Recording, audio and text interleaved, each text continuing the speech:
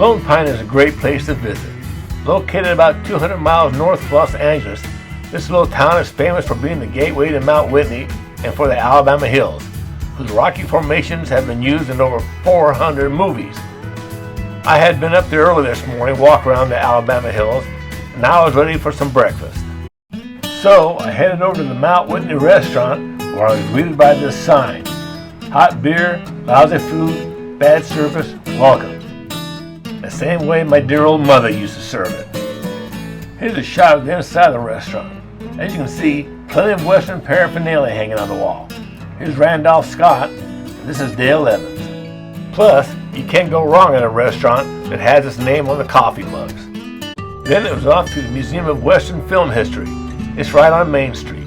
It's open from 9 a.m. to 5 p.m. daily, and admission is a suggested $8 donation. Wow! Only $8?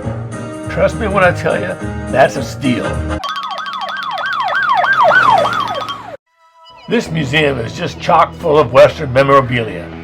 Here's a cowboy hat worn by William Holden, and here's one by Alan Ladd. Boots worn by Randolph Scott, and cowboy hats worn by Henry Fonda on the left and Gregory Peck on the right. But it's not all Western remembrances. Near the entrance is a car driven by Humphrey Bogart as Roy Earl in the 1941 classic movie High Sierra. This is a 1937 Plymouth Deluxe Coupe. They don't make them like this anymore. But back to the Western. Here's a clip of an Audie Murphy Western that was on the wall. You can see Mount Lone Pine on the left, and way in the back on the right is Mount Whitney. There are different sections in the museum honoring different Western heroes. This one honored the Duke, John Wayne. Here's the shirt he wore in the 1956 classic Western, The Searchers.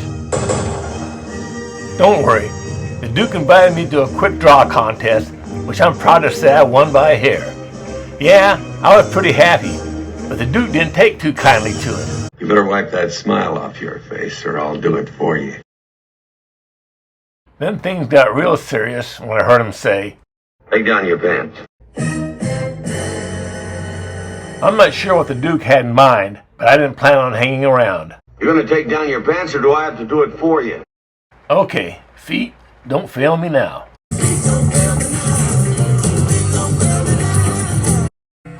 Nearby, but still far enough away from the Duke, was this stagecoach that was used in several movies. And standing nearby was a Lone Ranger and Tonto, with an area dedicated to their movies and TV show. Here's a box of Cheerios with the Lone Ranger on it. This is Clayton Moore's original costume from the Lone Ranger TV series.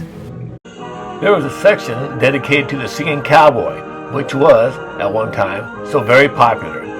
Here's Tex Ritter on the left and Gene Autry on the right. And if you're going to have a singing cowboy section, you of course have to include Roy Rogers and Dale Evans.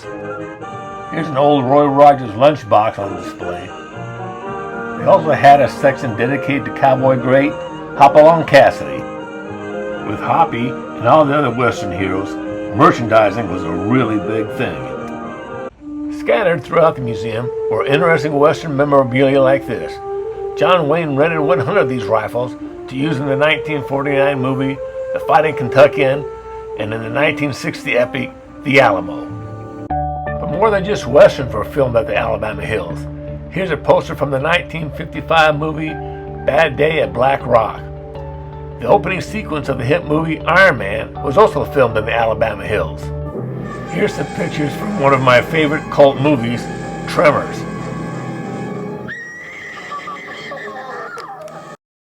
A former poster for the movie Robinson Crusoe on Mars. Part of the Oscar-winning movie Gladiator was also filmed in the Alabama Hills.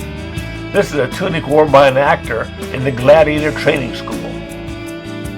Tyrone Power starred in the 1953 action film King of the Khyber Rifles. Here's a couple more movies filmed in the Alabama Hills.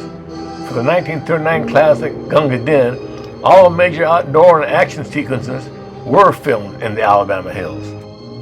Here's a couple of props used in the two movies. The top sword is from Gunga Din, the bottom sword is from Charge of the Light Brigade. This is a uniform worn by an extra in the movie Gunga Din. Note the blood on the collar. Well, that's it for my visit to the Fil Museum in Lone Pine.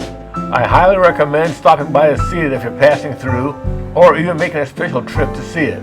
It's that good.